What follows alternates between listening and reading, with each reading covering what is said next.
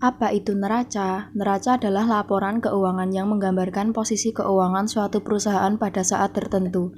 Posisi keuangan yang dimaksud adalah posisi keseimbangan antara harta, utang, dan modal. Sebagaimana konsep keseimbangan di atas, maka komponen yang terkandung di dalam neraca pada intinya juga terdiri dari harta, utang, modal. Harta secara sederhana biasanya terdiri dari harta lancar dan harta tetap.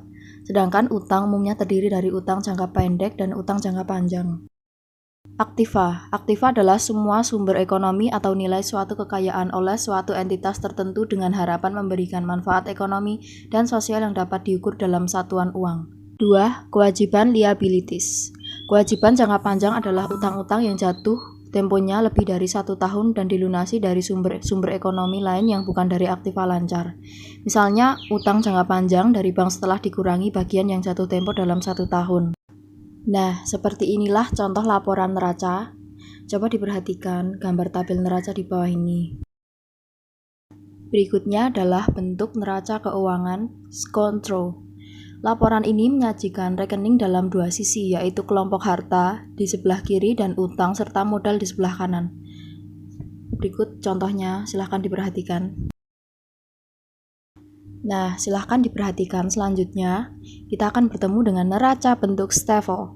Apa itu neraca bentuk STEVO? Biasa disebut dengan neraca bentuk laporan, dikarenakan susunan yang berurutan dari atas ke bawah secara urut.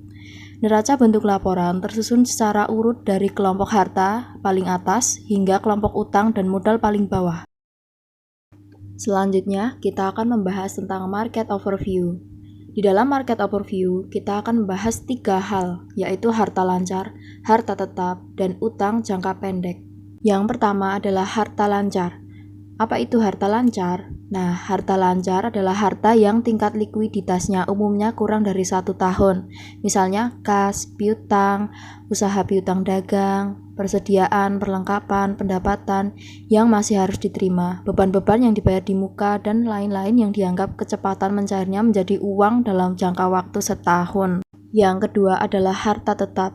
Harta tetap adalah harta yang umur ekonomisnya diperkirakan 1 tahun atau lebih seperti tanah, gedung, mesin, kendaraan, dan peralatan. Ketiga adalah utang jangka pendek. Apa itu utang jangka pendek? Nah, utang jangka pendek adalah utang yang memiliki biasanya kurang dari 1 tahun.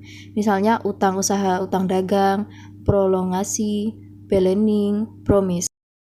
Utang jangka panjang.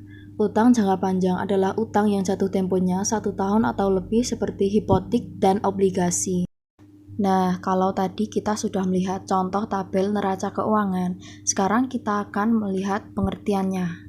Yang pertama adalah Scontro. Bentuk ini seringkali disebut sebagai bentuk horizontal dan kanan-kiri.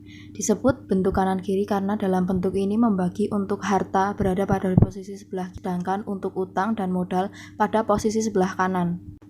Yang kedua adalah bentuk Staffel. Bentuk ini seringkali disebut sebagai bentuk vertikal dan atas bawah. Disebut bentuk atas bawah karena dalam penyusunannya dimulai dari harta terlebih dahulu pada posisi paling atas, selanjutnya diikuti utang dan modal pada posisi paling bawah. Ini adalah salah satu contoh laporan neraca dalam bentuk Scontro untuk sebuah perusahaan yang masih sangat sederhana. Terima kasih sudah menyimak materi saya.